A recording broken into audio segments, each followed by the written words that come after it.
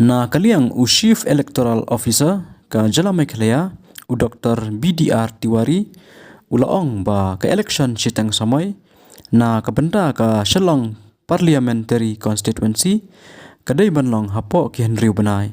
hadian ka jingkla no kandidat UMP Dr. Ricky AJ Sengkon ha Bnai Februari 2018 na kaliang Dr. BDR Tiwari ulaong ba kajing penkre kadangya chakmat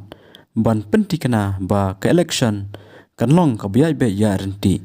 kat ba kajala kadang up ya kajing penbena batikena na ka election commission of India ECI Dr. BDR Tiwari ulaong ru ba shen on sapan trikam no